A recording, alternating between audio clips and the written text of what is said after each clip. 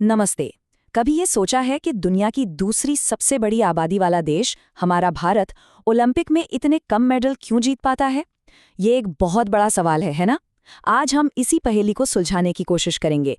एक ऐसी कहानी जिसमें आंकड़े भी हैं, संस्कृति भी और बहुत सारे सपने भी। चलिए, सबसे पहले जरा आंकड़ों पर एक नजर डालते हैं। ये जो ओलंपिक मेडल्स की गिनती है ना, ये अपने आप में एक कहानी है। देखिए, एक तरफ है अमेरिका, लगभग 3000 मेडल, और फिर दूसरी तरफ है भारत, सिर्फ 41 मेडल्स के साथ। मतलब ये अंतर कितना बड़ा है? आखिर ऐसा क्यों है? यही वो सवाल है जिसके जवाब हम आज ढूंढेंगे। तो सवाल बिल्कुल साफ है। दुनिया का दूसरा सबसे आबादी वाला देश मेडल टैली में इतना पीछे क्यों? आइए इस पहेली की एक एक परत को खोलकर देखते हैं। तो सबसे पहले ये समझना जरूरी है कि चैंपियंस बनते कैसे हैं। देखिए, ये सिर्फ एक एथलीट के अकेले की मेहनत नहीं होती। इसके पीछे एक पूरा सिस्टम होता है, एक पूरा ढांचा जो उन्हें सपोर्ट करता है।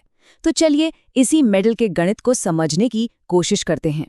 और यहीं पर सबसे बड़ा फर्क नजर आता है कि एथलीट्स को सपोर्ट मिलता कैसे है। अमेरिका में क्या होता है? वहां प्राइवेट कंपनियां, यूनिवर्सिटीज, क्लब्स सब मिलकर एक एथलीट को सपोर्ट करते हैं। मतलब एक बहुत बड़ा फैला हुआ नेटवर्क है। वहीं अगर भारत की बात करें तो यहाँ सपोर्ट का जिम्मा ज्यादातर सरकार की कुछ गिनी चुनी स्कीम्स पर ही होता है। और जब बात पैसों पे आती है ना, तो ये फर्क और भी ज्यादा साफ हो जाता है। जरा सोचिए, अमेरिका में एक टॉप एथलीट को साल में करीब 10 लाख डॉलर तक मिल सकते हैं, यानी 8 करोड़ रुपए से भी ज्यादा। और भारत में हमारी सबसे बड़ी स्कीम है टॉप्स, जिसके तहत एथलीट्स को महीने के 50,000 रुपए मिलते हैं। ये जो फाइनेंशियल सपोर्ट का गैप है ना, ये जमीन आसमान का है। लेकिन रुकिए, ये कहानी सिर्फ पैसे और सिस्टम की नहीं है। इससे भी कहीं ज्यादा गहरी बात है, और वो है संस्कृति की।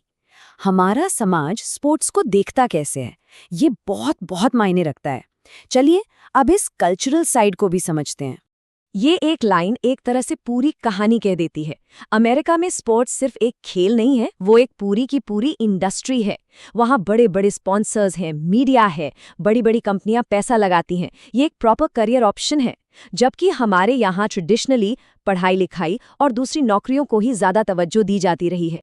और ये सिर्फ कहने की बात नहीं है, ये बात तो आंकड़े भी बताते हैं। भारत में सिर्फ 6% लोग ही किसी तरह के ऑर्गेनाइज्ड स्पोर्ट्स में हिस्सा लेते हैं, सिर्फ 6%।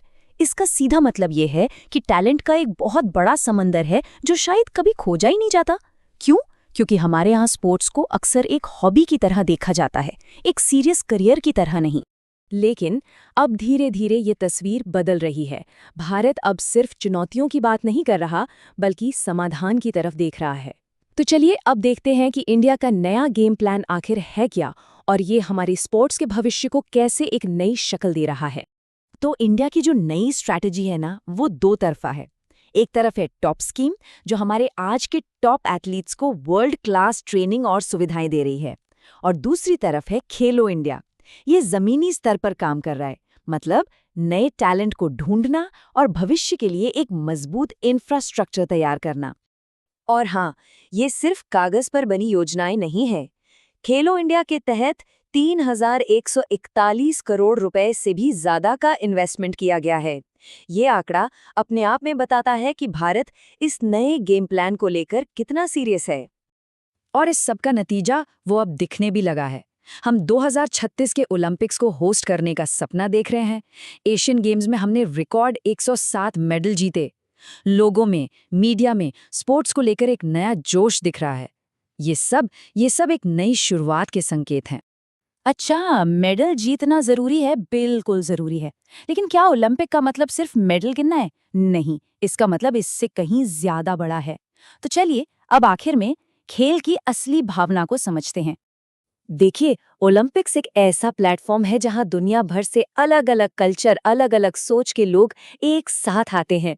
ये हमें याद दिलाता है कि भले ही मैदान में मुकाबला हो, लेकिन आखिर में हम सब एक ही हैं, एक ग्लोबल फैमिली का हिस्सा। ये शांति और एकता का सबसे बड़ा ग्लोबल मैसेज है। तो आखिर में एक सवाल हमारे सामने है। जैसे जैसे भारत एक स्पोर्ट्स सुपर पावर बनने की राह पर आगे बढ़ रहा है, तो मेडल से भी आगे बढ़कर इस सफर का असली मतलब क्या होगा? ये एक ऐसा सवाल है जिसका जवाब शायद हमें आने वाले वक्त में ही मिलेगा।